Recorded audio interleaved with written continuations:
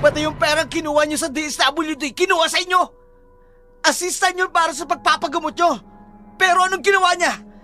Pinainom niya lang sa mga barkada niyang laseng ka! Walang hiya ka? Tama na! Tama na! Anong gagawin ko, Bert? Ayoko maging aswang. Bakit kasi hindi ka nakinig sa akin? Sana pala, hindi na lang muna ako lumabas. Hinintay na lang sana kitang magising. Hindi ko na alam ang gagawin ko. Kailangan madala kita sa albularyo. Kailangan malapatan agad ng lunas ang ginawa sa'yo ng aswang na yun. Kailangan makaligtas ka sa pagiging aswang.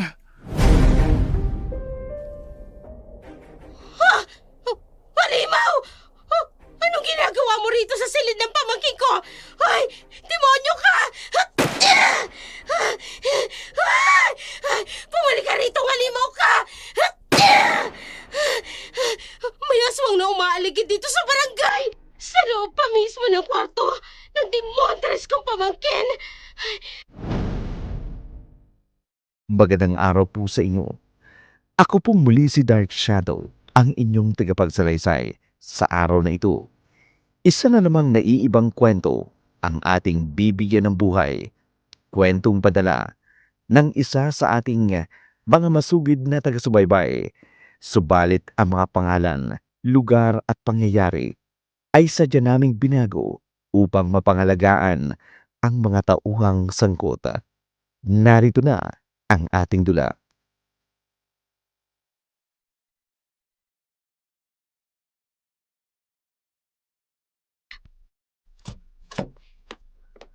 Dahan-dahan lang po, Lolo. Dito po kayo maupo. Salamat, Apo, ha. Kahit bulag na ako, hindi niyo pa rin ako iniiwan ng kuya mo. Matapos ng ginawa niyo sa amin ni Kuya, napakawalang kwentang taon naman namin kung iiwan namin kayo. Salamat, Apo. Hayaan mo. Kapag gumaling ako, kapag nakakita akong muli, itutulong ako sa inyo ng kuya mo sa pagtatrabaho. Tsaka niyo na lang isipin yan kapag magaling na kayo. Apo, Saglit lang ho, Lolo. Aayusin ko lang itong mga pinamili nating bigas at gamot mo. mabuti na lang at may cash assistant galing sa DSWD para sa aming mga PWD. Oo nga po. Magkano nga palang nakuha natin? 5,000 din po. Yung 500 nagastos natin para sa bigas at gamot. Ikaw na ang magtago, ha? Baka kasi mawala ko lang. Opo, Lolo. Dito ko lang po ilalagay sa maliit nating kaha. Bakit ninyo itatago yan? Chang? Nasaan ang nakuha ninyo sa DSWD? Akin na! Magda, ano ka ba? Para sa gamot ko yan at para sa pagkain ng pamangkin mo. Alam mo naman ang kalagayan ko. Hindi ako nakakapagtrabaho. Mabuti na nga lang inailista ako sa barangay para sa assistance. Hindi pwede. Libre ko na nga kayong pinatitira dito sa lumang bahay namin. Kaya dapat lang makinabang ako sa mga nakukuha ninyong ayuda. Chang, para sa gamot ito ni Lolo. Ibigay mo na sa akin kung ayaw mong masaktan. Bakit ko ibibigay sa inyo? Hindi naman ito para sa inyo eh. Para to kay Lolo. Ba't maldita kang babae ka? Kung hindi lang dahil kay Itay, matagal ko na kayong pinalayas na magkapatid. Napakawalang utang na loob mo. Pinatuloy ko na nga kayo ng libre sa bahay ko. Magdadamot pa kayo. Akin na yung pera. Kung ayaw mong masaktan, ibigay mo. Pero ho, Ibigay mo o sasaktan kita. Apo, ibigay mo na lang. pero Lolo. Akin na sabi, akin na. Aray ko ho. Tigas ng ulo mo. Bitawan mo si Monique. Huwag mong sasaktan ang pamangkin mo. Kung hindi nagmamatigas yung apo ninyo, hindi ko naman sana siya sasaktan. Matigas eh. Ang sabi na nga ibigay, ayaw. Ibalik niyo po ang pera kay Lolo. Ibalik niyo, Chang. Buisit! Makaalis na nga. Baka ano pang magawa ko sa'yo eh. Ang sama-sama niya. Hindi naman para sa kanya. Tapos, kinuha niya. Hayaan mo na, Apo. Ibabalik naman sa kanya lahat ng ginawa niyang ito sa atin. Makatapos lang talaga ako ng senior high, Lolo. Magtatrabaho na ako. Hindi na baling mangupahan lang tayo. Ang mahalaga, malaya naman tayong makakakilos. Kaya magsikap ka, Apo, para makaalis tayo rito. Kung hindi lang sana ako napulag, hindi naman kayo magkakaganito. Ako sana ang nagtatrabaho para sa inyo. Lo, pahinga na muna kayo. Marahil may dahilan ng Diyos kung bakit nang hinang paningin nyo. Pero sabi naman ng doktor, makakakita pa naman daw kayo. Kasi hindi pa naman masyadong malala ang mata nyo. Apo, Kami naman muna ang bahala ni Kuya. Gagawin namin ang lahat para makaipon ng pampaopera sa mata nyo. Pero unahin natin na makaalis dito sa bahay dahil habang nandito tayo, hindi tayo makakapag-ipon.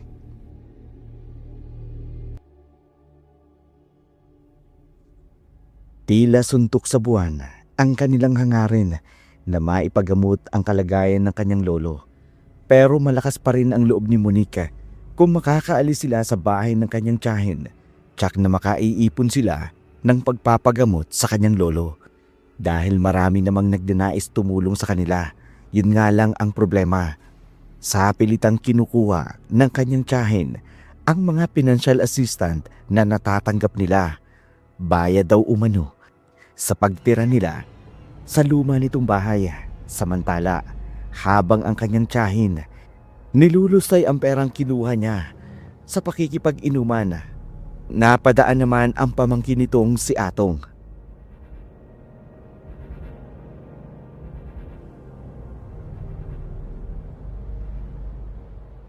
Oh, uminom lang kayo. Sagot ko ang inumin ngayong gabi. Ay, nako, marami tayo niyan. Mukhang ang dami mong pera, Mare, ah. Saan ka ba kumuha ng pera? Wala ka namang trabaho. Oo nga. Paano ka ba nagkaroon ng pera? Ba't tarantadong to? Sa tono ng pananalita mo, pinag-iisipan mo ko na gumagawa ko ng hindi maganda. Hindi naman sa ganun, Mare. Ang sa amin lang naman, nakapagtataka lang naman na malaman naming nagkakapera ka. Ano naman kayang katarantaduhan ang ginawa mo, ah? Ay, mga gagong to. Pinapainom ko na nga kayo. Tapos pag-iisipan nyo pa ako ng hindi maganda. O hala! Iluwa nyo lahat ng pinulutan nyo at yung ininom ninyo. Hindi na ako magpapainom sa inyo. Mga gagong to. Mga walang utang na loob. Ano? Iluwa mo na! Minsan ka nga lang magkapera sa mapa ng ugali mo, ah. Paano ba pala kung marami ka nang napainom sa amin? Mas mabuti na nga lang na hindi kami uminom na galing sa pera mo. Teka, sandali, Mare. Huwag kayong mag-away-away. Narito tayo para magkasiyahan sana. Hindi ganito. Wag na! Di bali na lang! Hoy! Kung ayaw nyo sa akin, mas lalo namang ayaw ko sa inyo! Mga buwiset na to! Ikaw ang bisit! Hoy! Nako! Akala mo hindi ko alam kung saan galing ang pinapainom mo sa amin? Ayuda yung natanggap ng ama mong nanganganib na mabulag. Pero imbes na maipagamot, kinuha mo pera. Hoy! Bading! Hoy! Sumusobra na yung bunganga mo! Sige! Ay, Mare, Saktan mo ko! Subukan Tama mo! na sabi yan, Mare! Huwag na kayong mag-away-away. Tama nga talagang itigil na muna itong inumang ito. Wala namang mangyayari sa inyo. Kaunti lang ang nainom, mainit na ang ulo, aba. Kunti na ano pinainom, ipaluluha pa! Hoy! Sabi na kasi. Totoo naman ang sinasabi ko! O ayan, paparating ang pamangkin mo. Makapagsasabi na kinuha mo yung ayuda ng pamilya nila, pero kinuha mo naman at pinapainom mo sa amin! Hoy! Tarantadong to! Huwag mong pakikialaman ang buhay namin! Pinapainom ka na nga lang, ang dami mo pang satsa! Ay, di wag mo rin pakialaman ang buhay nila. Hindi ka na nga nakakatulong sa kanila, kukunin mo pa yung perang pampapagamot sana ng tatay mo. Atong, halika dito ah. Mabuti napadaan ka. O di ba? Galing sa DSWD ng lolo mo at ang kapatid mo at kinuha ng Hoy! tiya mo ang swapan. Atong! Umuwi ka na. Huwag kang manumbat dito at huwag kang sumabat-sabat. Kung ayaw mo masaktan sa akin, umuwi ka! Ay, guilty ha? Bata lang kinakaya mo? Ay, talaga. Ako talaga sinusubukan mo, ha? Sinusubukan mo talaga sinusubukan ako. talaga kita. Ha? Hoy, tama na yan! Ah! Buwisit ka Tama na! na! Sinapat mo ako! Ay, sabi na tumigil na kayo! Wala ka yung makakakalbal! Ituan mo ako! Nakapapayang tao, lakas mo! Nabulag! Ipakita mo sa akin at tapang mo! Tama niyan, Chan. Ka na ho! Lumaban ka! Ikaw sabi, ha? Ikaw ang nagsabi sa taong to, ha? Ikaw ang nagsabi, tol! Halika rito! Tama na, Chang! Tama na ho! Halika rito! Ah! Ha? Teka ho! Ikaw ang nagsumbong, ano? Ha? Anong nagsumbong? Ngayon pa nga lang ako umuwi. Hindi ko nga alam kung anong nangyari. Oras na malaman ko na ikaw ang may gawa nito. Magbalot-balot na kayo at palalayasin ko kayo sa bahay ko. Ba, pinatira na nga kayo ng libre? Ipang-chismis niyo pa ako, mga buwiset na to? At ikaw, ha? Aray. Ngayon, magtatanda ka na, ha? Huwag na huwag mong pakikialaman ang buhay ng may buhay na baklok ka!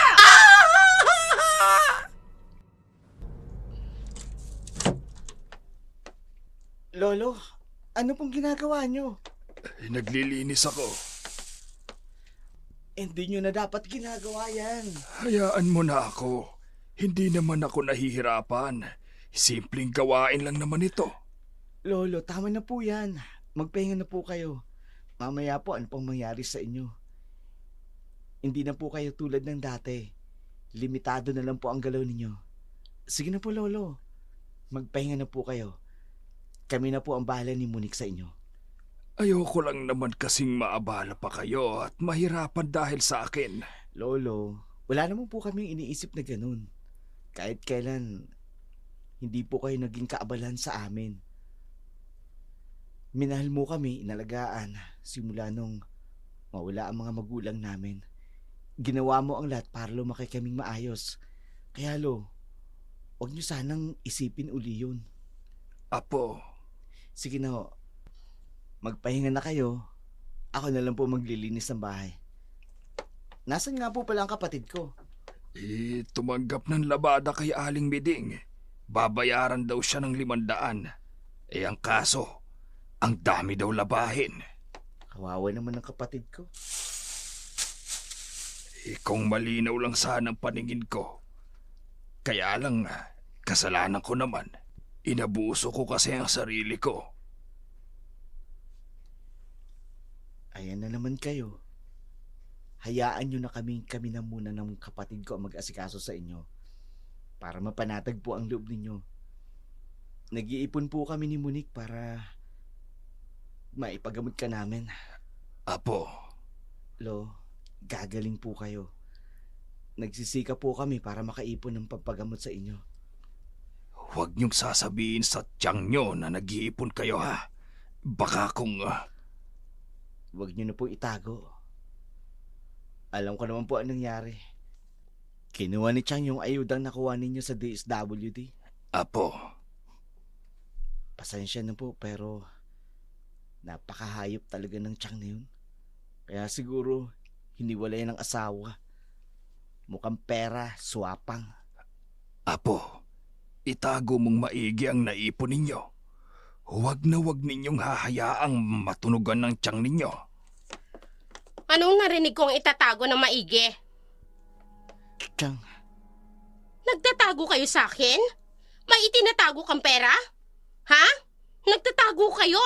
Samantalang hindi man lang kayo makapag-abot sa akin dahil sa pagpapatira ko dito sa inyo.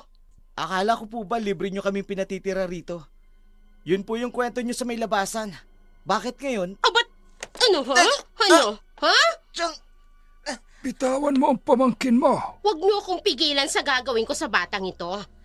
Kung ikaw, ha? Nagmamalaki ka na. Kung kaya mo yung sarili mo, magbayad ka ng renta rito! bakit Chang? May karapatan naman ang tatay ko rito. Anak siya ni Lolo. Magkapatid kayo. Atong, tama na. Huwag ka nang manumbat pa sa tiyang mo. Mapapasama ka lang. Hindi, Lolo. Sumusobra na siya. O ano? Lalaban ka na, ha? Hindi na makataong ginagawa nyo. Wala kayong pakialam kay Lolo. Samantalang pag-aari niya naman ang bahay na to. Paano ito napunta sa inyo na basa-basa na lang? O ba't... Gago! Ano, ha? Aambahan mo ko? Wala kang pakialam kung paano napunta sa akin ang mga ari-arian ng mama ko. Ha? At ikaw, ha? Kung walang sisweto sa'yo, ako ang gagawa nun. Puputulin ko yung sungay mo! Kayo ang may sungay na dapat putulin. Kayo ang masama. Wala kayong kahihiyan sa sarili nyo. O ba't to? Apo, Tama na! Hindi, Lolo! Hindi ko na kayang ginagawa niya sa inyo. Sumusobra na siya! Pati yung perang kinuha niyo sa DSWD, kinuha sa inyo! Assistant niyo para sa pagpapagamot niyo! Pero anong ginawa niya? Pinainom niya lang sa mga barkada niyang lasengka! Walang hiya ka? Tama na! Tama na! Paduduguin ko yung bunganga mo! Kung hindi ka marunong rumespeto sa nakatatanda sa'yo! Ha? Tama Hiya na, ka? Magna! Wala ka talagang Tama na, ganang sabi! bata ka!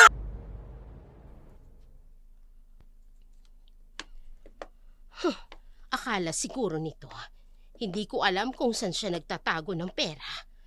Dito sa likod ng bahay ko. Dito niya itinabi ang kanyang pera. Kagong yun. Matapos nilang tumira sa akin ng libre, ni hindi man lang makapag-abot ng pera, kayong kumikita naman pala. Dito yon. Dito niya kanina yun inilagay eh. Alam ko. Kala mo yata hindi ko alam ha. Ayan. Sariwang-sariwa pang lupa. Teka, magkano kayang inipon ng mokong na yan? Ayan, eto oh. Ay, eto nga. Nakabalot sa plastic. Isang pouch. Aba, dito nakalagay ang pera niya. Kukunin ko. Magkano kaya? Teka, mabuksan nga. Aba, tinamaan ng lintik. Malaking pera ito ah. Inipon nila para sa pagpapagamot ni Papa. Hindi nagagaling ang matandang yon. Kaya akin na lang ang perang ito. Akin na lang ito.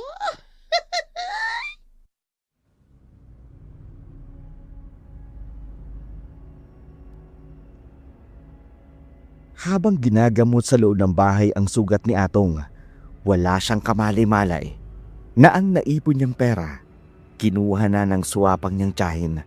Umalis ito at lumuwas ng bayan upang doon gastusin ang perang inipon ni Atong na umabot na ng 30,000 piso. Pagkatapos ng gamutan, isinama ni Atong ang kanyang kapatid na si Monique para ipakita ang naipon nitong pera. Masaya namang sumama si Monique dahil sa nalaman sa kuya. Ngunit ganun na lamang ang kabang naramdaman niya nang makita nga nakalabas na ang pinaglalagyan niya ng pera.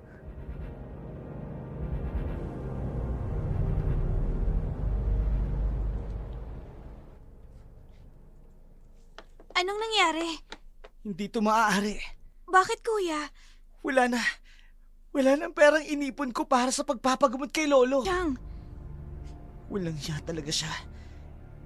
Hindi niya na nga natutulungan si Lolo. Kinuha niya pa ang perang pinag-ipunan ko ng halos 6 na buwan. anong gagawin mo ngayon? Babawiin ko sa kanyang pera na yun.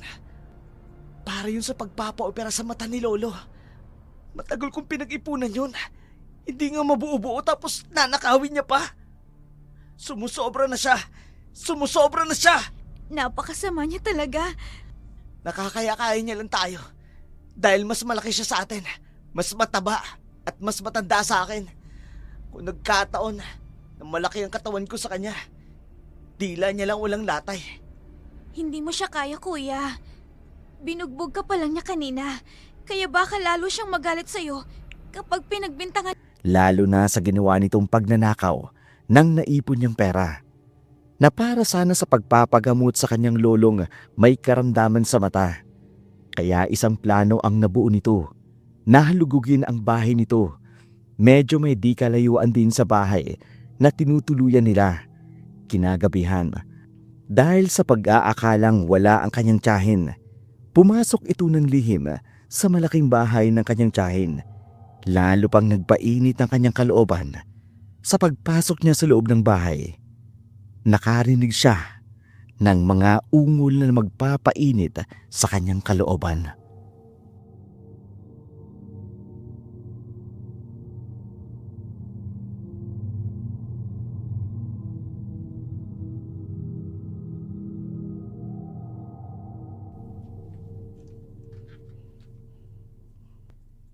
Ang pangako mo sa akin, ha? Bibigyan mo ko ng 5,000. Oo naman.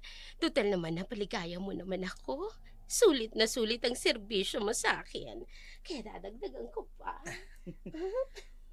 Mga So, demonyo. ulitin, ha? Saan ka nga pala kumukuha ng pera? Ilang linggo ka nang walang trabaho. Eh di dumidiskarte ako, ha? Anong diskarte?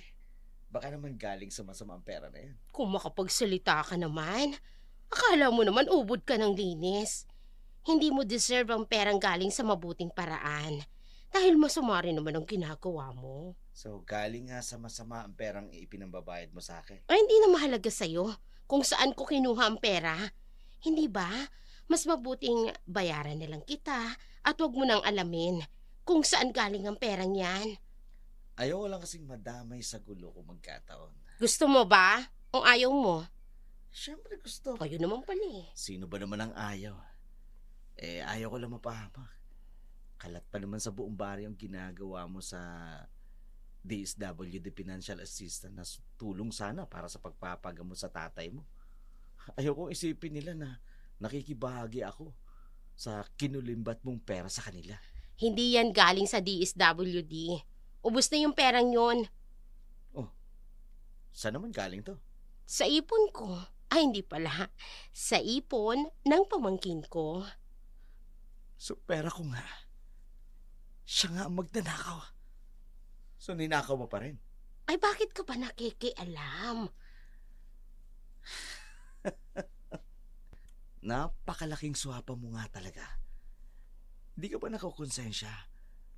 Pinaghirapan ng pamangkin mo tapos kinuha mo lang?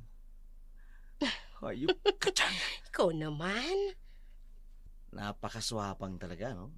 Ang kapal ng apog mo. Hoy, grabe ha. Hindi mo lang iniisip yung pagod na dinanas ang pamangkin mo para lang maipon niya ito?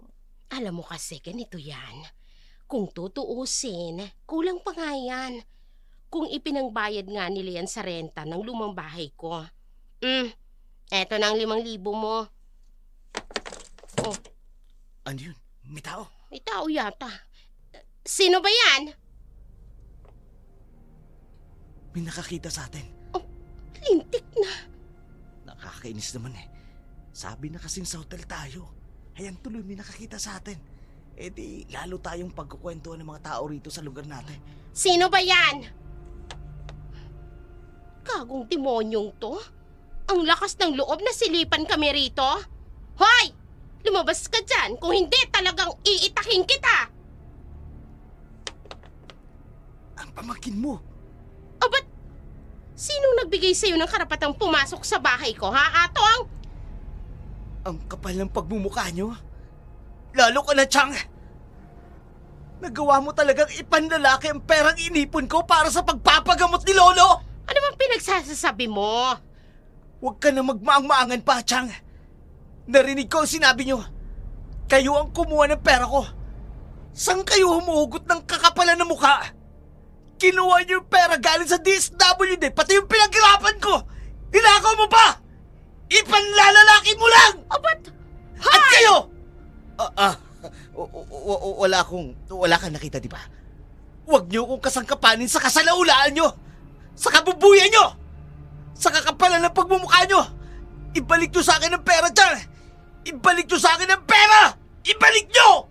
At anong gagawin mo, ha? Lalaban ka sa akin, ha? Lalaban kang demonyo ka? Kayo ang demonyo! Napakawalang ganang talaga, bastos! Magna, may itak siya. Papatayin ka niya. Ibalik niyo sa akin ang pera ko! Wala nang pera. Naubos na. Huwag mo nang hanapin sa akin. Bayad na yung renta nyo, ha? Kaya sige na, patuloy lang kayong umukupan ng bahay ko. Ibalik niyo sa akin kung titigpasin ko kayo! O sige, gawin mo. Akala mo ba natatakot ako sa'yo, ha? O sige, ituloy mo! Gawin mo! Naputo lang kamay mo! Oh! Ay! Demonyo ka talaga! Wala kang utang na loob! Matapos ko kayong patirahin sa bahay ko, ganito pa ang igaganti mo sa akin! Tuluyan kong titigpasin ang kamay na yan! Oras na hindi mo ilabas ang pera! Atong, Ay! nandyan ang pera sa locker niya. Tulungan mo naman Kunin mo ako. na! Huwag mong tutuluyan ang tiyan mo! Gagawin dyan! Buisit na to! Hoy! Huwag mong kukunin yan! Akin yan! Ano ba? Hayaan mo na. Bruno naman! Baka tuloy ang kanyang tagain. Ayoko maging saksi ng krimen dito sa lugar mo mismo. Baka isipin ng mga tao may relasyon tayo. O may relasyon kami ng pamangkin mo. Isipin niya na selos ang dahilan. Sige na, Atong. Sige na, kunin mo na ang pera dyan. Demonyo ka! Magbabayad ka sa ginawa mo! Magbabayad ka! At ikaw, Bruno, ka! Buwisit ka! Muling nabawi ni Atong ang perang ninakaw ng kanyang tiyahin. Alam niyang nabawasan na ito, pero hindi niya nalang binilang. Umuwi na lamang siya sa bahay na tinutuluyan nila. Nang mahimasmasan ng galit, napalitan ito ng pangamba. Nabalikan siya ng kanyang tiyuhin, kaya nagmamadali itong umuwi at ibinigay ang pera sa kanyang kapatid na si Monique.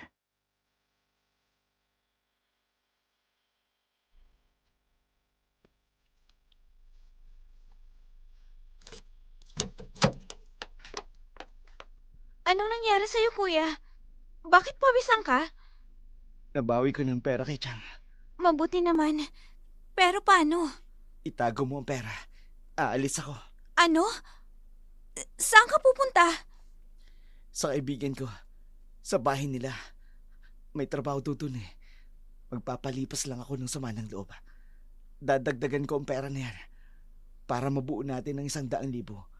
Para maipagamot si Lolo. Kuya, ialis mo na lang kami dito. Baka kami naman ang balingan ni Chang nang galit niya sa'yo. 2 araw lang ako dun. Pagkatapos babalik ako. Kukunin ko kayo. Iaalis ko kayo rito. Kuya, Huwag mong sabihin kay Lolo. Sabihin mo sa bahay na ako magtatrabaho. Hahanap ng matutuluyan natin. pero kuya, Mag-iingat kayo rito. Ingatan mo si Lolo ha. kuya, sa mga sinasabi mo, para bang matagal kang aalis at parang hindi ka nababalik. Kuya, anong ginawa mo kay Chang? Tinuruan ko lang siya ng leksyon. Kuya, kinakabahan ako sa'yo. Hindi na ako magtatagal. Aalis na ako. Alagaan mo si Lolo ha. 2 araw lang ako mawawala. Babalik din ako kaagad. Hindi ka ba magpapaalam kay Lolo? Hindi na. Tsak na hindi niya ako papayagan. Mag-iingat ka. Hihintayin ka namin ni Lolo. Ipangako mong 2 araw ka lang sa kaibigan mo, ha, kuya? Oo, pangako. Nandiyan ang kaibigan ko. Aalis na ako. Diyos ko, ingatan niyo po ang kuya ko. Huwag niyo po siyang pababayaan.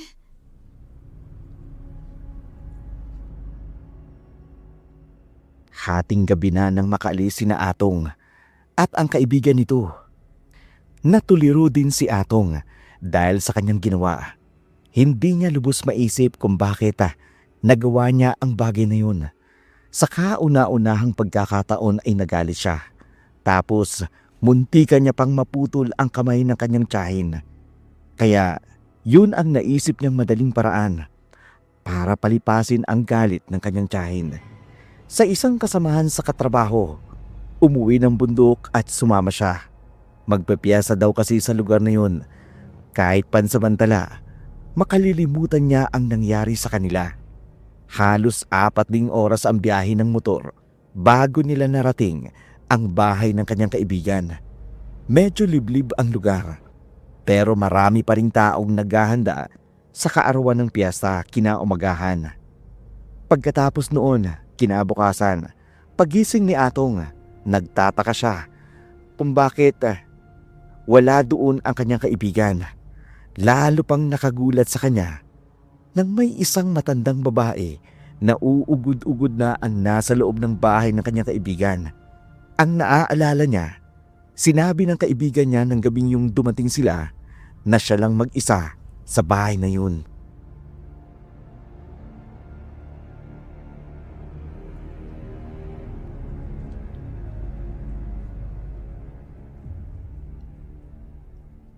Sino po kayo? Lola ko ni Gilbert. Nasaan po siya? pumunta muna sa bayan para mamalengke. Ganun po ba? Halika, samahan mo muna akong kumain. Nananaginip ba ako? Wala namang matanda dito kagabi. Pero bakit ngayon meron na? Bakit ganyan ka kung makatitig sa akin? Lola po ba talaga kayo ni Delbert? Oo. Umaga lang ako nandito. Doon ako sa ibaba natutulog. May bahay pa kasi kami doon. Dito ako nag-aagahan para tingnan na rin ang aking apo. Halika na. Kumain ka at uminom ng mainit na tsaa. Hihintayin ko na lang po ang kaibigan ko. Ayoko ng bisitang pinag-iisipan kami ng masama. Uminom ka na. Sige na. Ako ang nagtimpla nito. Hindi naman po ako nag-iisip ng hindi maganda sa inyo. Kabilin binilan. Hindi ako ibang tao. Kung sa ibang tao, pwede kang tumanggi. Pero ako ang lola ng kaibigan mo.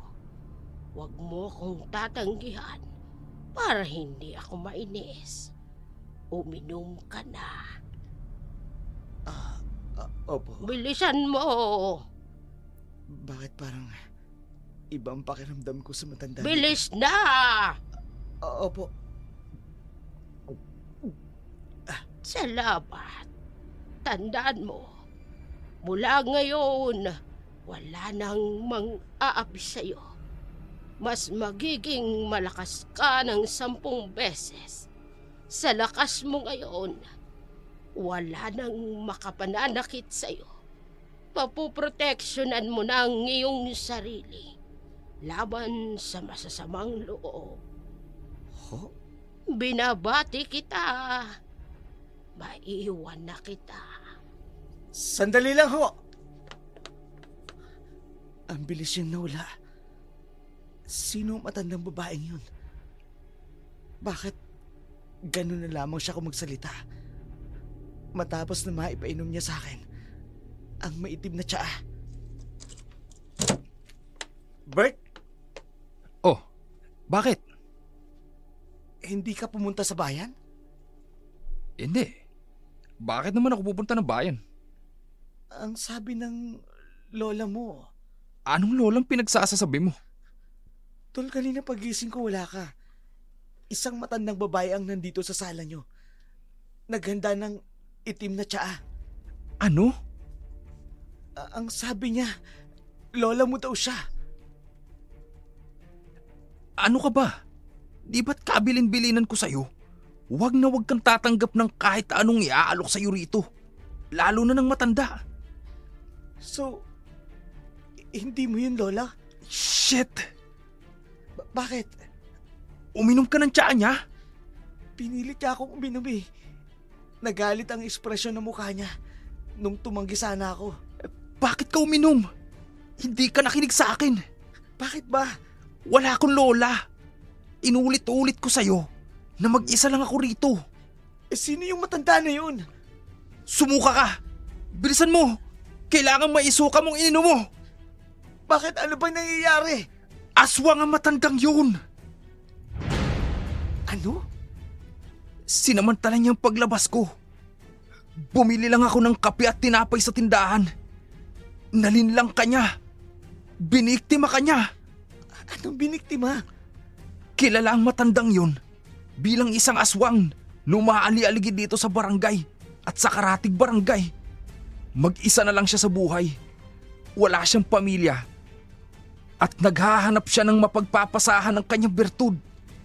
Hindi. Ayoko maging aswang. Kailangan mong maisukang nainom mo. Marahil nainom mo na ang bertud niya. Sumuka ka! Bilisan mo! Kailangan maisuka mo lahat ng nainom mo. Teka, sandali. Bakit? May pinakain din ba siya sa'yo? Oo. Medyo matigas sa bagay yung kinain ko. Pagkatapos, pinilit niya akong uminom ng tsaa na kulay itim.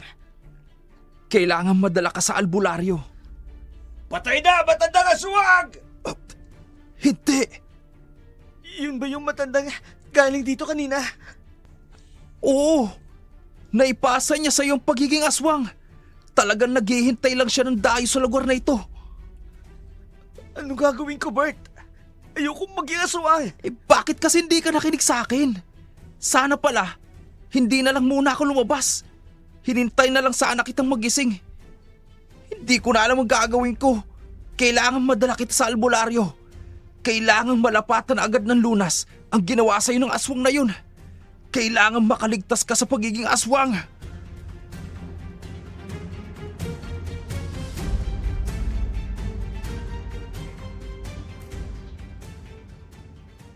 Nagmamadali si Delbert na isakay ang kaibigang si Atong sa motorsiklo at dinala si Atong sa bahay ng albularyo.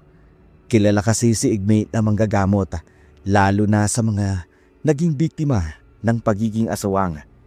Umaasa itong makatutulong sa kanila para mawala ang sumpa ng pagiging aswang kay Atong upang hindi na ito kumalat sa kanyang katawan. Halos kalahating oras din ang kanilang biyahe bago narating ang bahay ng kilalang albularyo.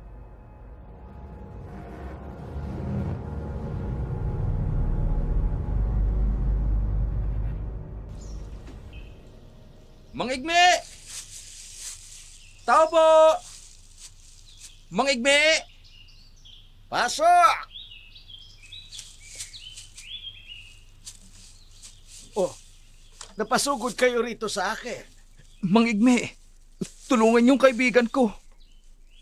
Anong nangyari sa kanya? Napainom siya ng tsaa ng aswang. Ano? Yun pong matandang umaali-aligid sa baryo, yung pinaghihinalangang aswang, siyang nagpainom sa kanya. Kailan pa ito nangyari? Kaninang umaga lang po. Umupo muna kayo. Sandali. Titingnan ko ang mata mo. Mang Igme, tulungan niyo pong kaibigan ko. Gagawin ko kung anong makakaya ko. Halika. Titingnan ko ang mata mo. Hindi. Bakit po? Nakikita ko sa mata niya ang lakas ng kapangyarihan ng aswang. Napakalalim ng kulay ng iyong mga mata. Ano pong ibig sabihin yan? Napakalakas ng aswang na gumawa nito sa kanya. Ilang taon siyang naghintay ng mapagpapasahan. Nasaan na ang matandang iyon? Inagapan na ng mga tao. Patay na po. Tulungan mo ako, Berto. Kunin mo ang kaldero sa kusina. Mag-iinit ako ng tubig. Magpapakulo tayo ng sambong at oregano. Sige po. Ikaw, maghubad ka ng pangitaas mong damit. Kailangang maligo ka ng mainit na tubig na may dahon ng halamang gamot. Manong, matutulungan niyo ba ako? Ang dami ko pong obligasyon sa pamilya namin. Ayoko pong maging aswang. Gagawin ko ang abot ng aking makakaya. Matagal ko nang ginagawa ito. Pero ngayon ko lang nakita ang ganitong sitwasyon. Lubang napakalakas ng kapangyarihan ng aswang na naipasa sa iyo. Maaari mo itong ikamatay kung hindi mo malalabanan. Mang Igme, narito na po ang kaldero. Ay sige, dito ko na lang iinitin sa sulain para madali. Pakiabot ka ng termos. Yung mainit na tubig na lang gagamitin natin para madaling kumulo. Ay, patnubayan nawa ng Diyos ang gagawin natin. Mapapagaling niyo po bang kaibigan ko? Hindi ako sigurado. Pero gagawin ko ang lahat ng makakaya ko. Ayan, mainit na. Kayanin mo ang init para mawala ang lahat ng bertod na pumasok sa katawan mo. Tiisin mo ang init, ha? Ang init! Tiisin mo. Lalong mainit, lalong malakas ang pangontra. Pre, tiisin mo ang init para mawala ang bertud ng aswang. Pagkatapos mong maliko, inumin mo ang laso ng ahas na hinaluan ng sugat ng puso ng manok. Laso ng ahas? Hindi kaya lalong mapahamak ang kaibigan ko? Hindi ba delikado ang laso ng ahas? Magtiwala kayo sa akin. Ilang pasyente na ang dumulog sa akin. Yan ang lagi kong pinaiinom sa kanila. Matapos kong papaliguin ng mainit na tubig na hinaluan ng halamang gamot, wala nang ibang paraan. Ang lason ang makapagpapawala ng masamang elemento o espiritu o kapangyarihan sa katawan ng isang tao. Sige na, uminom ka na. Gawin mo na, Atong. Wala na tayong magagawa.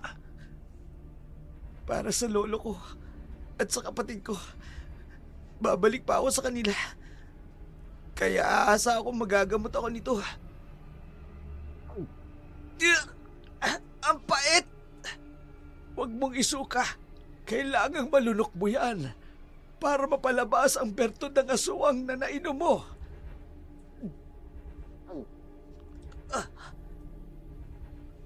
Anong nararamdaman mong kakaiba? Wala po. Mang Igme, ano pong ibig sabihin nito? Walang epekto ang pinakamabisang paraang alam ko. Hindi niyo ba ako matutulungan? Pakiusap po, Mang Igme. Gamutin niyo pong kaibigan ko. Masyadong malakas ang kapangyarihan ng aswang ang naipasa sa'yo. Ikinalulungkot ko. Hindi ko kaya ang ganitong klaseng bertod. Baka naman po may ibang paraan. Wala na. Ang aswang na nagpasa sa'yo nito, mahigit 50 taon nang naging aswang bago niya ito naipasa sa iba. Kaya malakas ang kapangyarihang naipasa sa'yo. Ibig po ba sabihin, magiging aswang talaga ako? Bert, ayoko maging aswang.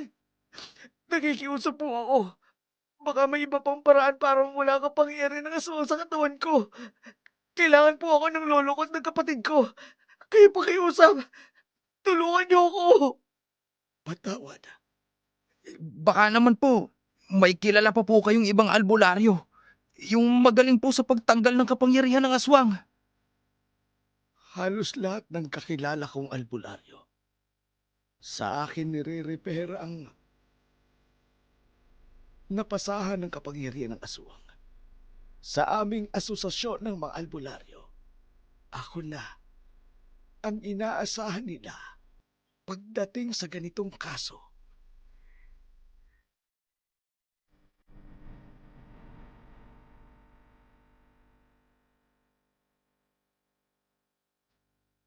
Wala nang nagawa ang magkaibigang Atong at Delberta.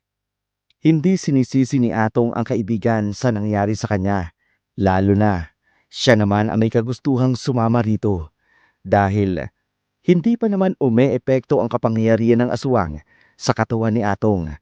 Nagpa siya itong umuwi na muna upang kunin ang kanyang lola at ang kapatid. Ilayo ito sa kanyang tiyahin na swapang at mapanakit. Habang pauwi, hindi maiwasan ni Atong na isipin ang sinabi ng matanda. Nang pinilit siya nitong uminom ng maitim na tiyaan ng aswang, magiging malakas daw siya nang higit pa sa 10 beses sa lakas niya noon. Wala na raw mga api sa kanya at wala nang makapananakit sa kanila. Sa bahay naman na tinutuluyan nila,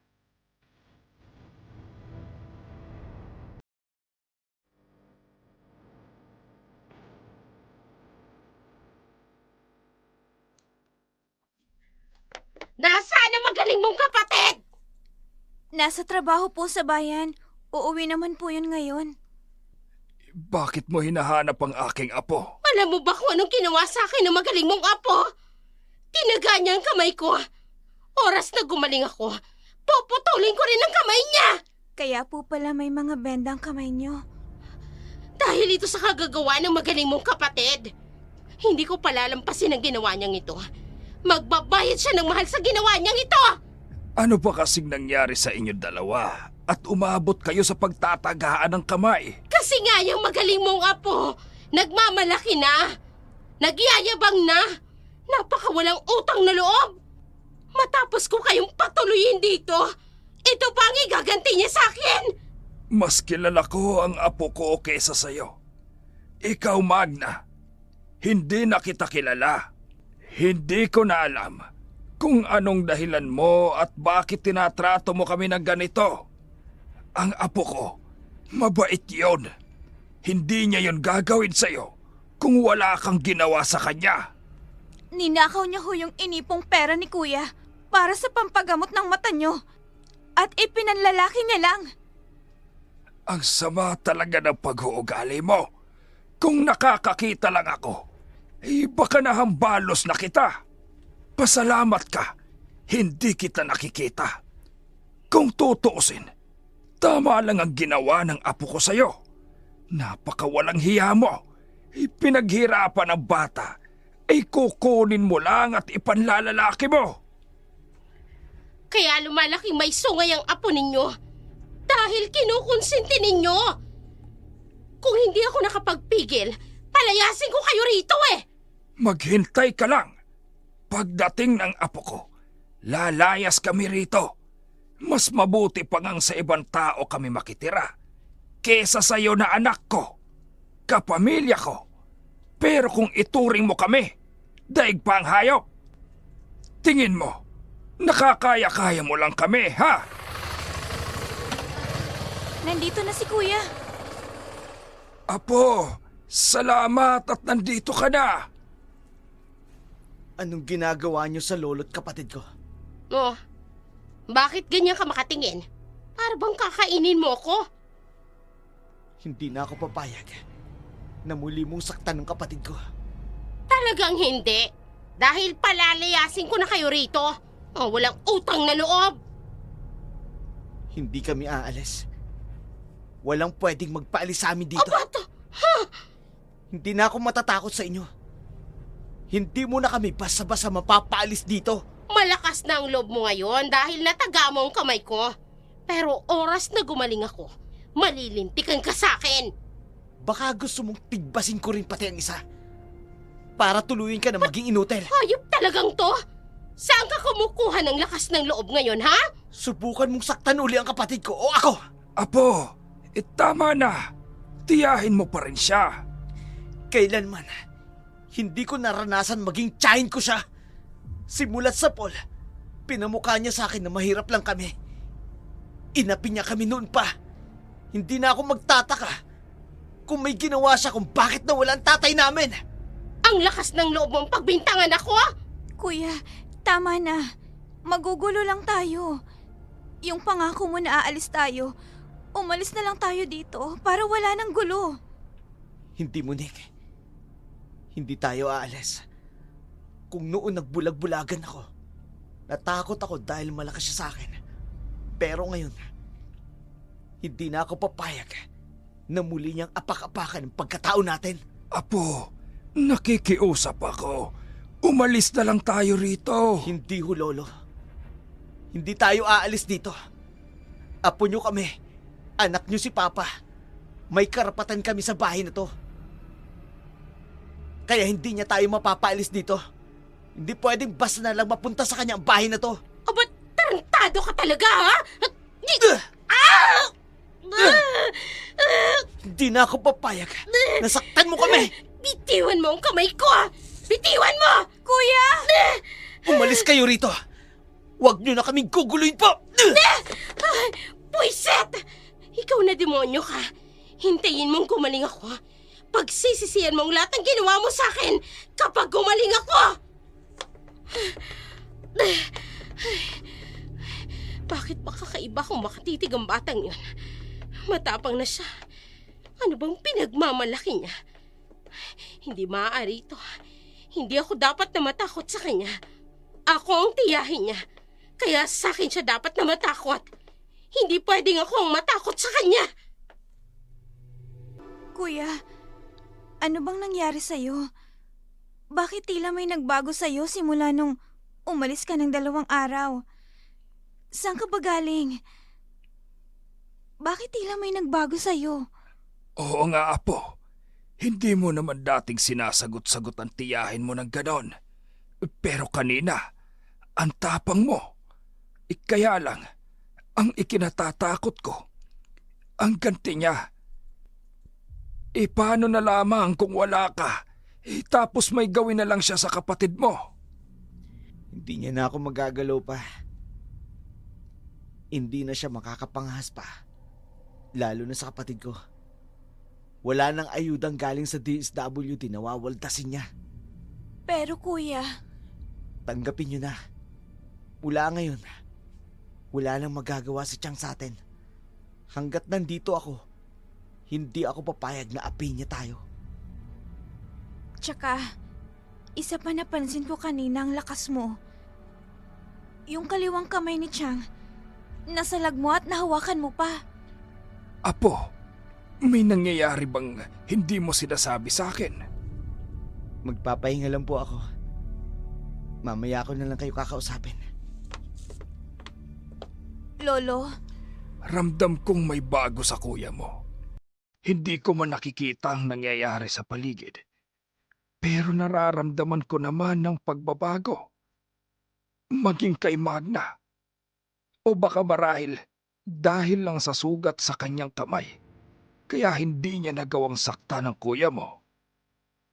Lolo, kinakabahan ako para kay kuya. Ako din, Apo. Kinakabahan ako sa pagbabagong ikinikilos ng kuya mo. Saan ba kaya siya galing? At anong nangyari sa kanya?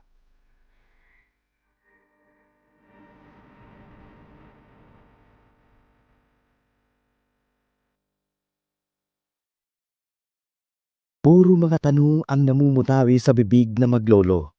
Wala silang kaalam-alam sa tunay na dahilan ng pagbabago sa buhay ni Atong.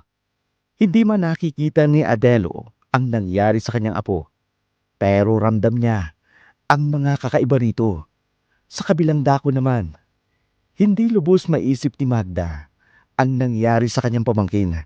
Ramdam niya ang pagiging agresibo nito. Una, ang pagtaga sa kanyang kamay. Subalit, hindi niya maisumbong sa barangay dahil malalaman ng mga tao ang sekreto nito. Ang lihim nitong pakikipagrelasyon sa isang lalaking may asawa na.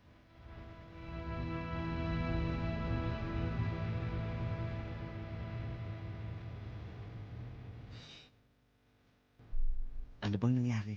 Ngayon, matapang at matigas na siya ngayon. Magda, yung ipinangako mo sa oras na umalis sila, kami na ang tutuloy sa lumang bahay niyo Oo naman. Kaya lang pagdating ni Atong, tila nagbagong isip. Ayaw nang umalis. Bakit daw? Hindi daw sila basta mapapaalis. May karapatan daw sila sa lumang bahay namin. Yun naman talaga ang totoo, di ba? Ano ka ba? Kakampi ba kita o kakampi ka ng pamangkin ko? Siyempre kakampi mo. Nasa akin ang lahat ng titulo ng lupa ni Papa. Kaya ako may karapatan sa lahat ng ari-arian niya. Nakapirma na rin siya ng isang kasunduan. Na sa akin niya ibibigay ang lahat ng ari-arian niya. Hinihintay ko na nga lang na mamatay siya para tuluyan ng maangking ko yung lupain. Teka, paano mo nagawa? Ay di nung hindi na siya nakakakita. Ang buong akala niya, yung pinirmahan niya at nilagyan niya ng thumb mark, ay ang financial assistant na makukuha niya sa DSWD. Pero ang hindi niya alam, nagpagawa na ako ng kasunduan. At yun ang napirmahan niya. Napakaswapang mo talaga, no? Kinukuha ko lang naman yung dapat na sa akin.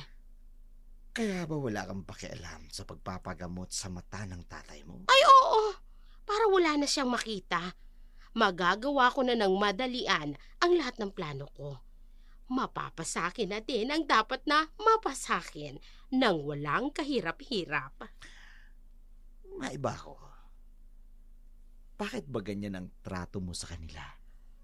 Dahil simula pa lang, nang nagkamalay ako sa mundong ito, hindi ko na naranasan ang pagpapahalaga niya sa akin. Tinatrato nila akong alila. Mantakin mo, nagtrabaho ako sa lahat ng sakahan ni Papa. Kung hindi dahil sa akin, hindi magiging maganda ang bukirin niya. Tapos, ang ama ng batang yan, matagal na umalis. Ang buong akala ko, Pahalagahan ako ni Papa dahil ako ang naging katuwang niya ng halos 10 taon na wala si Kuya. Pero hindi nagbago ang pakikitungo niya sa akin. Mahalaga pa rin sa kanya yon. Tapos narinig ko pa, ibibigay sa kanya ang lupa at bahay. Kaya inunahan ko na. May ginawa ka sa kapatid mo? Ipinagkait nilang dapat na sa akin. Kaya babawiin ko ang dapat na sa akin. Napakalaking swapang talaga. Nakikinabang ka rin naman. Oo. Kaya lang hindi ko alam na ito pala yung pinag-uugatan ng galit mo sa kanila. Ayoko lang na madawit ako balang araw. Isipin niya kasabot kita sa kasopangan mo ito. Ay, kasabot naman talaga kita.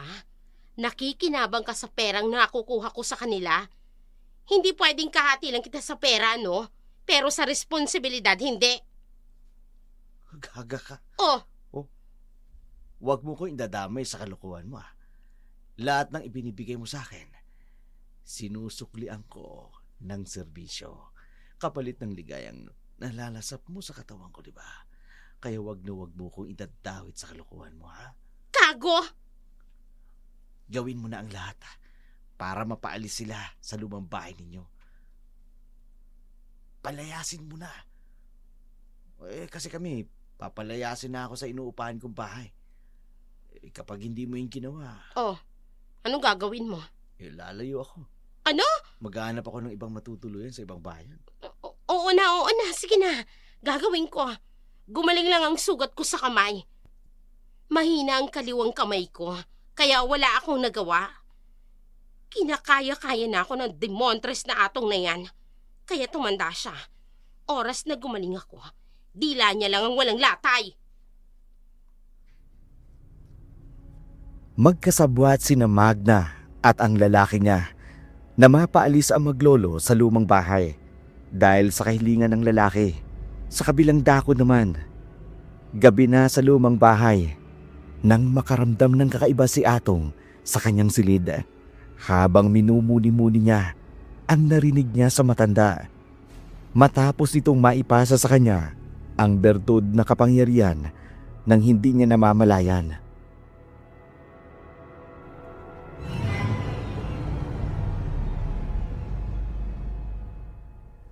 Dalawang araw na nakararaan. Mula nang mangyari ang pagpapasa ng kapangyarihan ng aswang sa akin, hindi ko pa rin makalimutan ang lahat ng sinabi sa akin ng matandang yon. Mas magiging malakas daw ako at walang makakapanakit sa akin. Pero hindi ko alam paano ko kukontrolin ang sarili ko. Bigla na lang nakagagawa ako ng bagay na hindi ko naman dating ginagawa. Oo nga't naging matapang ako. Pero hindi ko alam kung ano magiging epekto nito sa akin.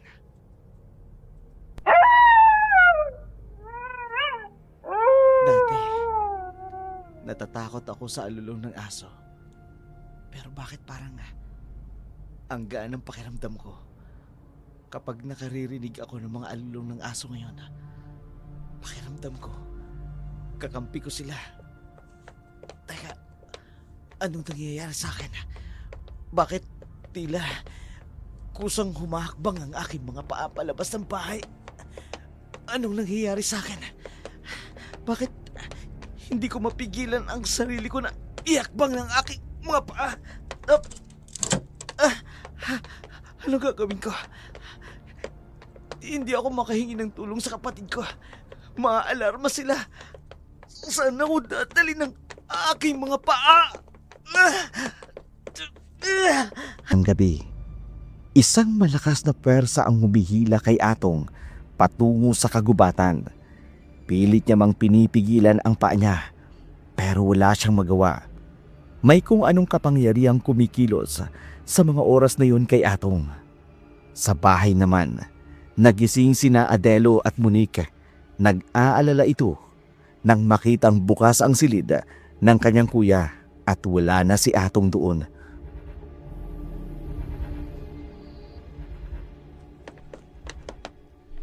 Siya nga talaga yung lumabas kanina. Akala ko, ikaw. Kaya hinayaan ko lang. Akala ko kasi, pinuntahan mo ang kuya mo. Hindi po ako lumabas ng silid ko. Kung ganon, nasa na nga kaya ang kuya mo? Bakit lumabas pa siya ng ganitong oras? Hahanapin ko po si kuya. At saan mo naman siya hahanapin?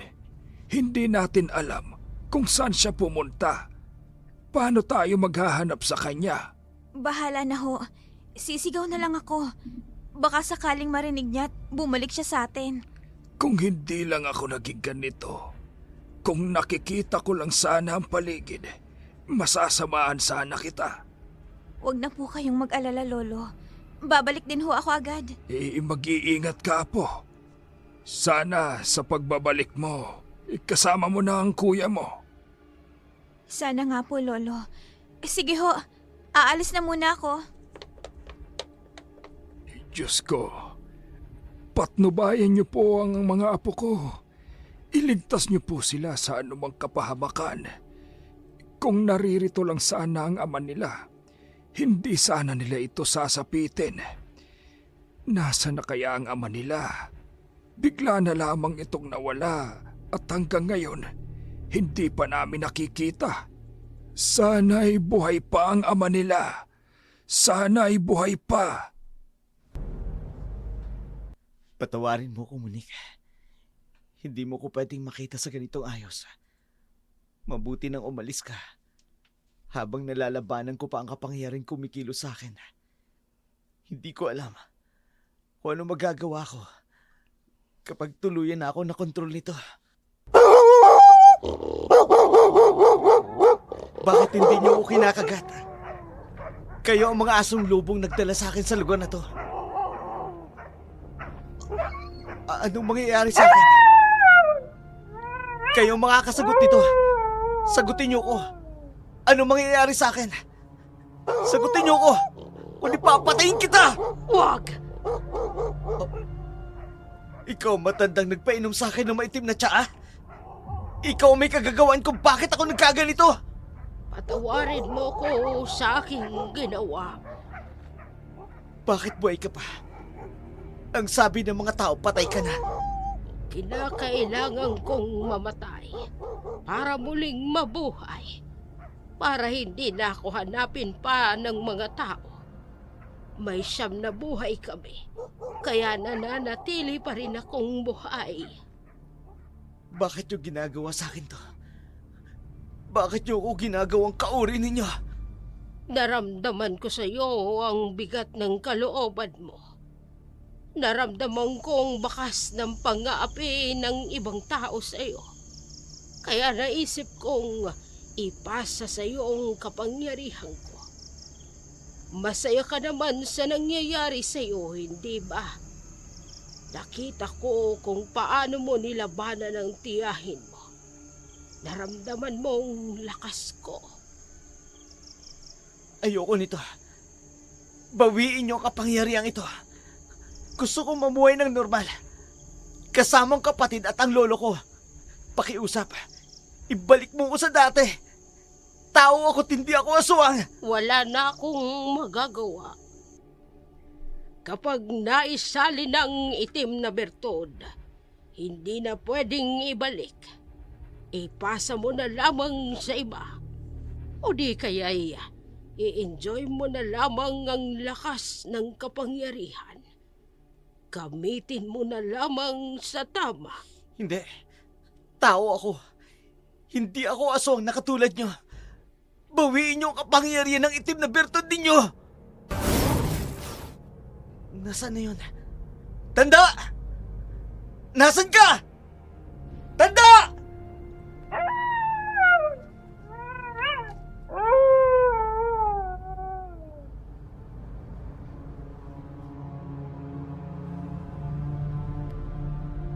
Ang alulungan ng mga asong gala sa gubata, tila ba nagbubunyi ng kanilang tagumpay, na tila ba nagkaroon sila ng isang pinunong mangunguna sa kanila. Kitang-kita ni Atong kung paanong Biglang umamo ang mga asong gubat sa kanya at sumusunod sa kanya kahit saan man siya magpunta. Subalit, nang makauwi na siya sa kanilang baryo, tila ba natakot na rin ang mga asong gubat na sumunod sa kanya. Madaling araw na nang makabalik ito sa tinutuluyang bahay. Napansin naman ng kanyang lolo ang kanyang pag-uwi.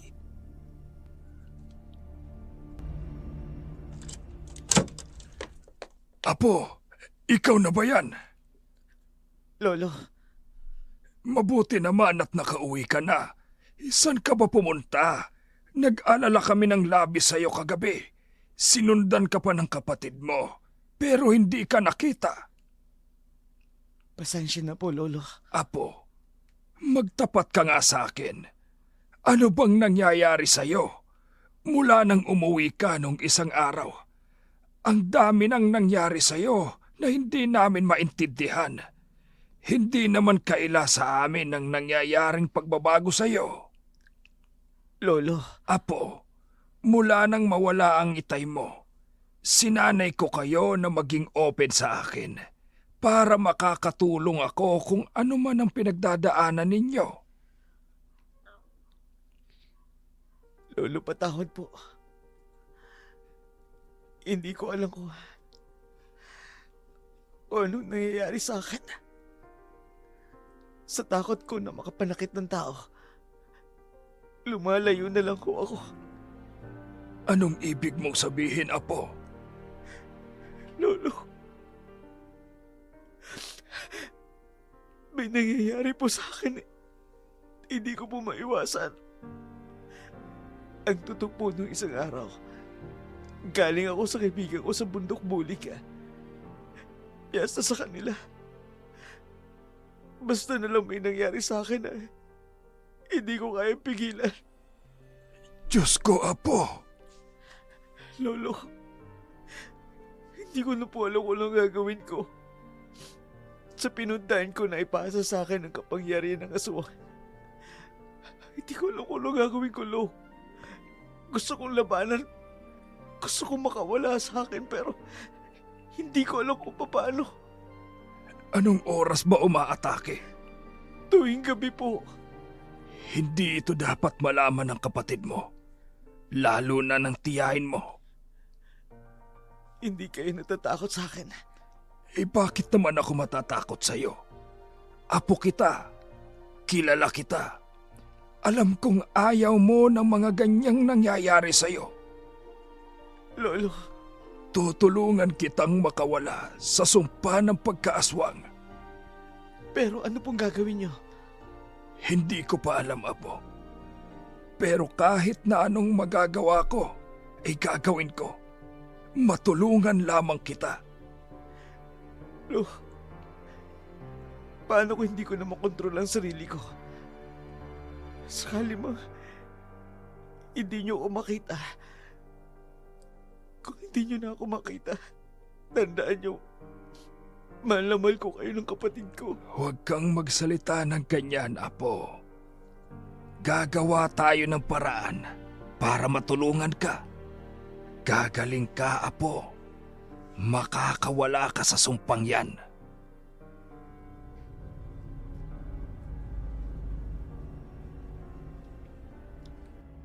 Hindi man alam ang gagawin, pero malakas ang loob ni Adelo na tulungan ang apo.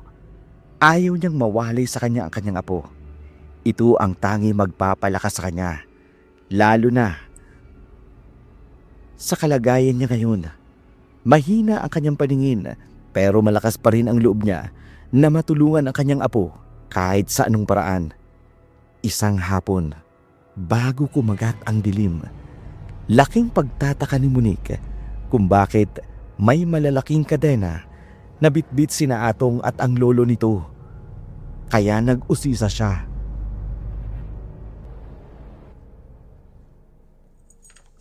Anong nangyayari? Lolo, bakit may mga kadena kayong dala? Anong gagawin nyo? Mabuti at nandito ka na, Monique. Kuya, anong nangyayari? Tulungan mo ko. Ikadena mo ang kamay at pako. Pero bakit? Gawin mo na lang ang sinasabi ng iyong kuya, Monique. Ito lang ang paraan natin para mailigtas ang kuya mo. Lolo, kuya, ano ba talagang nangyayari? Naguguluhan ho ako. Monique, apo, gawin mo na lang. Monique, gawin mo na lang. Tsaka ko na lang ipaliliwanag sa'yo ang lahat. Kuya, Sige na. Kung ayaw mo kumula sa inyo, itali mo na ako. Bilisan mo, apo. Bago pa kumagat ang dilim, kailangang nakakadena na ang kuya mo. Bilisan mo na. Sige na, apo. Wala nang oras. opo, opo. Hindi ko alam kung bakit ako sumusunod sa inyo na ikadena si Kuya, Lolo. Bilisan mo. Oo, eto na, Kuya. Ito, dito. Ayan, nakadena ko ng paa at kamay mo, Kuya. Lolo, ano bang nangyayari? Hintayin mo na lang kung anong mangyayari sa kanya. Lolo, nakikiusap ako. Gamitin yung perang inipon ko. Maghanap kayo na matutuluyan. Yung malayo dito. Hindi ko alam kung ano mangyayari sa akin. Hindi ko alam kung makikilala ko pa kayo. Sige na, umalis na kayo. Kuya, ano ba to? Hindi ko naiintindihan ang mga nangyayari. Apo, alalayan mo ako. Sundin natin ang kuya mo. Maghanap tayo ng ibang matutuluyan ngayong gabi. Pero, Lolo, Sige na, Apo. Sundin na natin ang kuya mo. Malalampasan niya rin ang problemang ito. Kuya, Tara na, Monique. Atong, Apo, tandaan mo, kahit na anong mangyari sa'yo, hindi magbabago ang pagtingin namin sa'yo. Atong! si Chang! Anong gagawin natin? Ano na lang ang isipin noon kapag nakita ka nakakadena, Kuya? Kahit ano mangyari, huwag niyong pagbubuksan. Ilak niyo ang pintuan sa kwarto ko. Sige na. Buksan ninyo itong pinto! Ilabas niyo ang magaling yung apo. Ngayong magaling na ang kamay ko. Hindi ko palalagpasin ang kasutilyan ng apo ninyo. Atong! Lumabas ka dyan! Ipakita mo sa akin ngayon ang tapang mo! Apo, Apo ko, tara na! Kuya! Sige na, umalis na kayo. Sa likod bahay tayo. Sana hindi tayo mapansin ng tiya mo. Ayaw niyong lumabas? Pwes, sisirain ko ang pintuang ito. Akala mo palalampasin ko ang ginawa mo sa akin? Lalo na ang pagnanakaw mo sa mga manok ko. Tingnan natin ngayon kung hindi ka lumabas yan. Si Kuya! Humingi tayo ng tulong. Hindi natin ito kaya. Tara na, Apo. Bilisan na natin. Lolo! Ngayon, wala ka nang ligtas sa akin, demonyo ka. Sinamantala mo habang mahina ang kamay ko. Dahil tinaga mo. Tingnan natin kung may magagawa ka sa baril ko. Kung pinalagpas ko ang kahambugan mo. Tingnan ko lang kung anong laban mo sa baril ko. Nanggigigil ako sa'yo. Oh, teka. Bakit parang tahimik? Pa! Monique! Nasaan kayo? Atong! Umalis sila nang hindi man lang nagpaalam sa akin. Hindi. Nararamdaman kong narito lang sila sa paligid. Animal ka! Malakas na talaga ang loob niyong pagtaguan ako. Alam kong nasa loob ng silid na itong demonyong si Atong. Bubuksan kong pinto. Nakasara. Atong! Lumabas ka dyan! Alam kong nariyan ka! Hindi ka makapagtatago sa akin! Lumabas ka! Kung ayaw mo masaktan ka sa akin! Ayaw mo talaga, ha? Akala mo siguro, hindi ko alam na nandiyan ka sa loob. Tingnan natin. Ayan. Nakalimutan mong may duplicate ako ng susi ng kwarto dito. Tingnan natin kung makakapagtago ka pa sa akin. Oh! Ha? Halimaw! Oh, anong ginagawa mo rito sa silid ng pamangkin ko? Ay! Demonyo ka! Ay! Pumalik ka rito, halimaw ka! paligid dito sa barangay! Sa loob pa mismo ng kwarto ng demontres kong pamangkin! Paano nakapasok yun dito? Paano?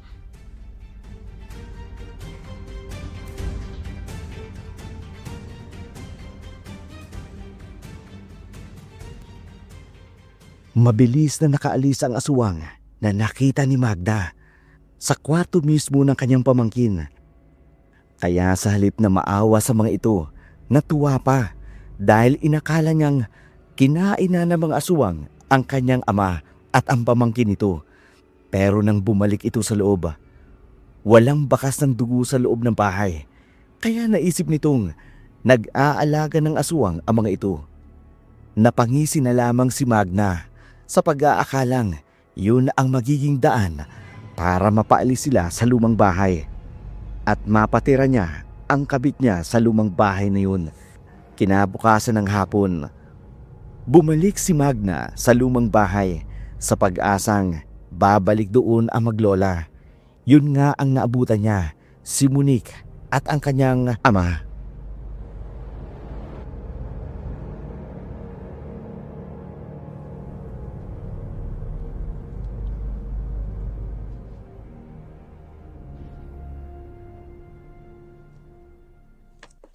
Wala akong kaalam-alam. Nag-aalaga kayo ng aswang sa bahay ko? Anong aswang ang pinagsasasabi mo? Akala nyo hindi ko alam? Umalis kayo kagabi. Naiwan ang aswang sa kwarto ni Atong. Nasaan ang apo ninyong demonyo? Ha? Nasisiraan ka na ng bait. Nag-aadi ka siguro. Kaya kung ano-ano na lang ang pinararatang mo sa amin. Mapaalis lang kami sa lugar na ito. Hindi ako gumagawa ng kwento. Malinaw na malinaw ang nakita ko. Nang pumasok ako rito kagabi, nakasarado ang mga pinto. Kaya binaril ko ang seradora. Kaya ako nakapasok. Pagkapasok ko sa loob, nakasara pa rin ang kwarto ng magaling mong apo. Buti na lang, may duplicate ako. Kaya binuksan ko ang kwarto niya. At pagbukas ko, isang halimaw ang sumambulat sa akin. Kaya nasisiguro ko, nag-aalaga kayo ng halimaw sa bahay ko. Kaya nagkakandawalaan ng mga hayop dito sa barangay. Dahil sa halimaw na alaga ninyo. Tama si Lolo. Nasisiraan na kayo ng bait. Kung ano-anong sinasabi nyo. Ba't Huwag mong sasaktan ng apo ko. nahawa na kayo sa katapangan ng Atong na yon? Humanda siya sa akin. Oras na makita ko siya, babasagin ko ang mukha niya. Sisingilin ko siya ng mahal sa ginawa niyang pagtaga sa kamay ko. Ikaw naman ang may kasalanan kung bakit nataga ka. Kulang pa nga yan sa ginawa mong pagnanakaw sa pera niya. Magsilayas kayo rito. Hindi Umalis kayo! kami aalis. Tama si Atong. May karapatan sila sa bahay na ito. Kaya hindi mo ito basta-basta masasarili. Bakit nga ba napunta ito sa'yo? Paanong nangyaring basta na lang napunta sa'yo ang buong bahay at lupa? Ikaw ang may kasalanan nun. Paanong ako? Hihintayin ko na lang na mamatay ka para tuluyan ko ng maging pag-aari ang bahay na ito para maibenta ko na. Hayop ka! Napakawalang hiya mong babae ka! Buhay pa ako, pero inaalisan mo na ako ng karapatan. Inilipat mo na sa akin ang lahat ng ari-arian mo. Paanong nangyari yon? Hindi naman pwedeng basta na lamang mapunta sa'yo nang wala akong pinipirmahan. Nagawa ko na, Papa. Kaya oras na mawala ka sa mundong ito, tuluyan ang mapapasakin ang lahat ng lupa mo. Anong ginawa mo? Wala na kayong pakialam kung ano man ang ginawa ko. Ang sakin lang, paano nagkaroon ng aswang sa bahay ko? Sagutin niyo ako. Paano nagkaroon ng halimaw sa lumang bahay? Paano? Anong ginagawa niyo dito? Dumating na ang demonyito. Kuya, Apo, Atong, Ginugulo na naman kayo nito? Sa akala mo ba natatakot ako sa'yo? Ngayon pang magaling na ang kamay ko. Baka gusto mong ulitin ko. Demonyo ka! tama na! Huwag na kayong magtalo! kuya, Pakinggan mo si Lolo! Hindi ko hahayaang saktan kayo ni Tia. Matapang ka na ngayon. Dahil kailangan. Kagabi pa kita hinahanap na tarantado ka. Mabuti na lang at lumantad ka na. Ngayon, sabihin mo sa akin, bakit merong halimaw sa kwarto mo kagabi? Huwag mo akong tititigan ng matalim. Bakit ka nagpapasok ng halimaw sa silid mo? Hindi ko alam ang sinasabi nyo. Tingnan natin kung umubray ang tapang mo. Ngayon mo ipakita sa akin ang tapang mo. Ngayon ka magtapang-tapangan. Hindi ako mangingiming patayin ka. Huwag mong sasaktan ang apo ko! Kuya, huwag ka nang manlaban pa! Baka barilin ka ni Chang! Matapang ka lang dahil may baril ka. Tama na, Chang! Maawa ka kay Kuya! Narinig ko yung malakas na bagay. Anong ginawa mo sa apo ko? Pinukpok niya ng baril si Kuya sa ulo! Walang hiya ka talaga, Magna. Hindi na ako magtataka kung may ginawa ka kay Eduardo, kung bakit bigla siyang nawala. Anong ibig sabihin nito? Sa ginagawa mo ngayon, hindi na ako magtataka kung malaman ko na may ginawa ka sa kuya mo. Sama ng mga batang ito. Huwag kang mambintang, Papa. Ang batang itong mananagot sa ginawa niya sa akin. Kuya! Ano? Nasaan ang tapang mo? Ipakita mo sa akin ang tapang mo. Ano? Malakas ka na, di ba? Ang lakas na ng loob mong kalabanin ako. Ang kamay mo, susugatan ko rin ang kutsilyong talo ko. Wag, Tiang! Wag! Sinugatan niya ang kamay ko. Kaya susugatan ko rin ang kamay niya. Huwag! Huwag! Lolo, bulik, umalis na kayo! Bakit mo sila paalisin? Para hindi nila makita kung paano kita gulpihin? Lolo, bulik, sige na! Umalis na kayo! Puisit na mga lulong ng asong ito. Ano? Kakampi mo ang mga halimaw, ano? Magtatawag ka ng kakampi? O sige! Tawagin mo ang mga demonyo mong kakampi. Sa akala mo ba natatakot ako sa kanila? Kuya! Ha? Mag-iingat ka, Kuya! Saan kayo pupunta? Umalis na kayo, Chang! Kung gusto nyo pang mabuhay! Bakit ako aalis? Kung kailan mapapatay na kita? Sige, kung yan ang hinahanap mo, ang sarili mong kamatayan! Matapang ka talaga, no?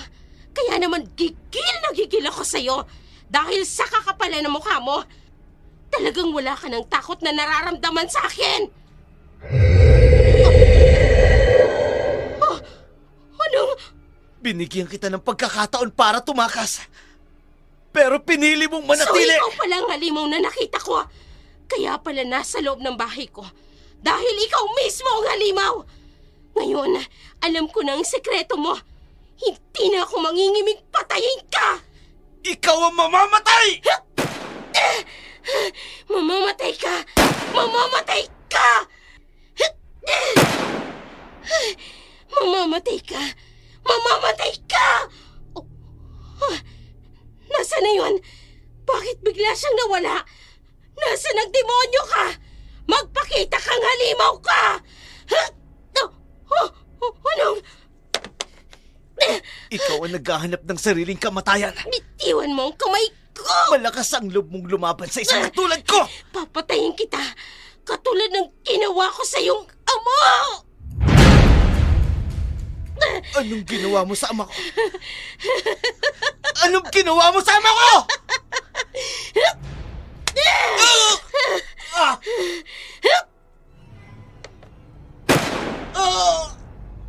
Ah! Ganyan ang ginawa ko sa ama mo! Kuya! Bulik! Bakit bumalik ka pa? Hindi ko kayang umalis sa ganyan ang kalagayan mo! Pinatay niya ang ama natin. Kaya hindi natin nakita ang ama natin. Dahil pinatay niya! Walang iya kayo! Ang sama nyo! Oo! Masama nga ako. Walang kasing sama. Pero dahil yan sa ipinagkait sa akin ng lolo nyo, ang mga bagay na dapat meron din ako. Yamang plinano niya na wala ako, na hindi ako bigyan ng bahagi ng lupa at ng bahay na ito. Kaya ako gumawa ng paraan para mapasakin ito. At kayo, na mga anak ni Eduardo, hindi makikinabang ni Katiting sa bahay na ito!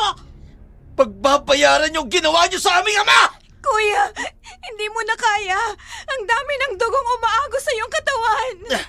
Hindi ako papayag na mamatay ng walang magagawa para may paghiganti ang ating ama. Magbabayad siya ng mahal sa ginawa niya. Magbabayad siya ng mahal! Kuya!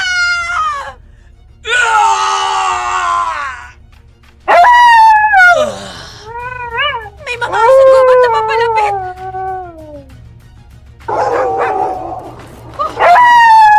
Mga kampon mong demonyo! Nagtawag ka pa ng saklolo! Ang lalaking asong sasalaki sa akin! Hindi! Muli, tulungan mo ko makabangon. Oo, kuya! Umalis kayo! Huwag kayo lumapit! Huwag! Sa ulang palap kayo ng ulan ng mga demonyo kayo! Ang lalakas ng mga asong kumat dito! Tulungan mo ako! Ato! Munik! Iabot mo sa akin ang baril! Magpapadali ko ang mga asong dito!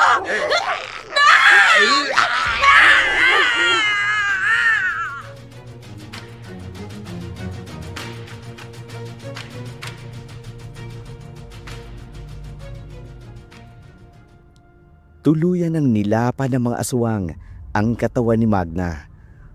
Para itong galit na galit habang pinagkakakagat ang katawan ni Magna. Kitang-kita rin ng magkapatid ang nagutay-gutay na katawan nito kung paano pinagkakagat ng mga asong gubat ang katawan niya hanggang sa mabutas ang tiyan nito at pinag-agawan ang lamang loob ni Magna.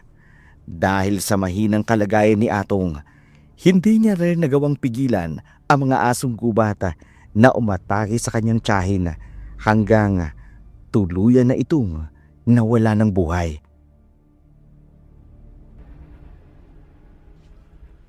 Apo! Wala na si Tiyak. Wala na ho siya.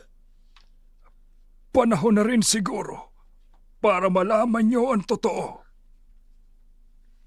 Lolo, Ano pong totoo, Lolo? Hindi niyo talaga siya totoong kadugo. Inampon lang namin siya at itinuring na tunay na anak.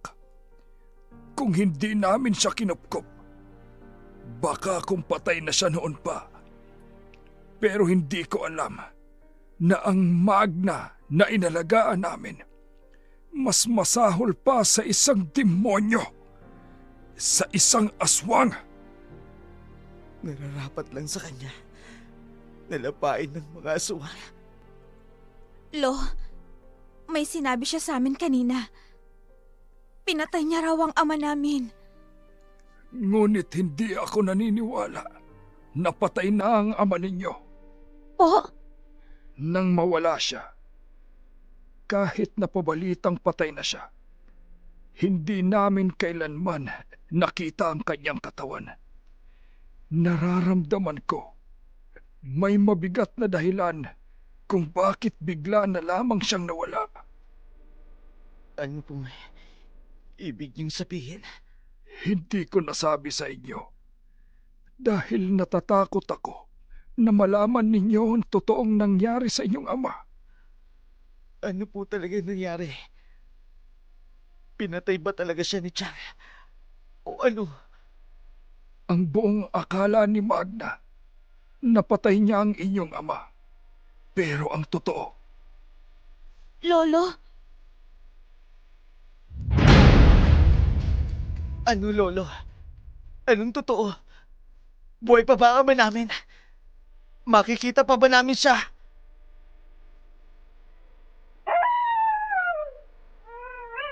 Ang mga asong lobo? Nagbalik sila. palagi talagang nagbabalik ang mga asong lobo.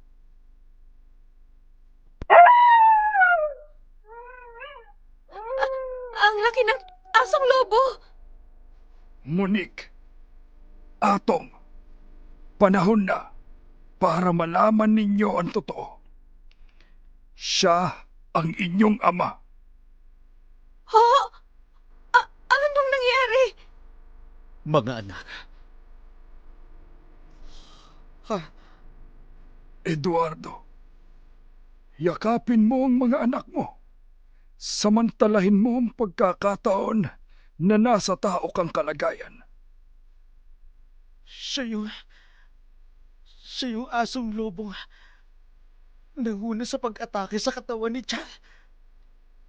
Siya ang iyong ama. Patawarin niyo ako mga anak. Pinili kong maging ganito ako. Kapalit ng kalagayan ninyo. Na maging normal na tao. Ayoko maging katulad niyo ako. Paano yung kapangyarihan ng aswang na naipasa sa akin? Hindi yun kapangyarihan ng pagiging aswang. Kundi lakas at kapangyarihan para lumaban. Alam niyo ang nangyari sa akin? Patawad mga anak. Ang buong akala ko kasi magbabago ang tiyan mo. Pero tuwing magkakabilugan ng buwan, sa tuwing dadalaw ako sa inyo, nang hindi nyo alam, yun ang lagi kong nadadatnan.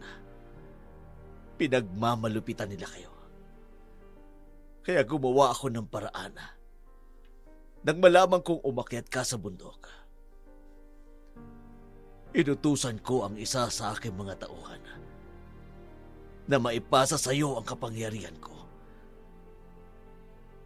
Ibig sabihin ba, hindi ako magiging aswang, Itay? Oo. Dahil kasama yun sa kasunduan. Tatanggapin ko ang pagiging pinuno ng mga aswang. Huwag lang kayong madamay. Papa, Eduardo, anak, salamat sa pag-aalaga sa mga anak ko. Maibabalik na ang mga mata ninyo. at ano ang kapalit? Hindi nyo na ako makikita kahit kailan. Itay! Atong, Monique, wala nang manggugulo sa inyo. Atong, ikaw nang bahala sa kapatid mo. Alagaan mo siya. Ipalibig mo na maayos ang tiyan mo. Kahit papano, naging kapatid ko rin siya. Itinuring ko siyang tunay na kapatid. Sa kabila ng pangit niyang ugali. Hindi po ba pwedeng magkakasama na lang tayo? Bakit hindi na lang kayo bumalik sa amin? Sa buhay, kailangan laging may sakripisyo. Handa akong magsakripisyo para sa inyo mga anak. Ang pagpapaalipin ko ay ang kapalit ng paglaya ninyo. Itay, kung kayo na ang pinuno, bakit hindi niyo sila yayaing magbago? Mabuhay ng normal bilang isang tao para magkasama na tayo. Sinubukan ko. Pero wala akong nagawa. Subukan niyo ulit, Itay. Huling na anak.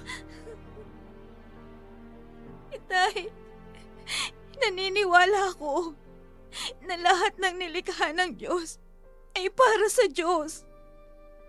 Nagsisimula ang pananalig sa pagbabago ng isip.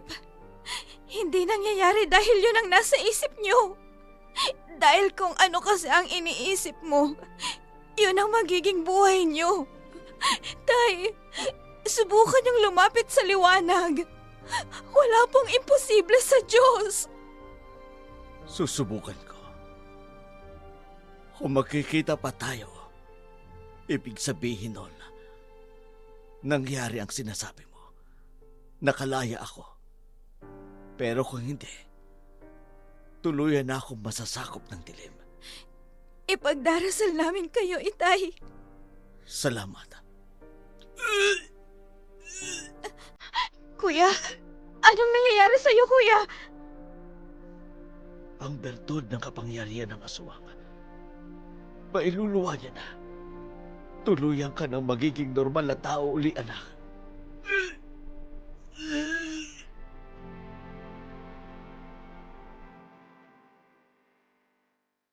Naging maayos din naman ang buhay na maglolo, si Monique. Likas na makatyosa, nahawaan si Atong. Nagpatuloy ito sa gawain ng pangangaral ng salita ng Diyos. Lumakas ang kanyang pananampalataya. Umaasa siyang balang araw, tutugunin ng Diyos ang kanyang dasal. Napalayain din ang kanyang ama sa pagkaalipin ng kadiliman. Isang araw, sa liblib na lugar, kung saan naatasang mangaral ng salita sina Atong at Monique. Ganun na lamang ang kanyang pagkamangha ng isa sa mga bisitang makikinig ng kanyang mga pangaral.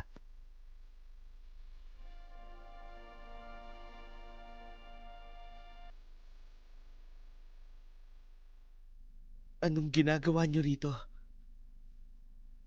Umaasa ako na makakalaya ako sa kapangyarihan ng kadiliman, ng kasalanan, kung makikilala ko ang katotohanan.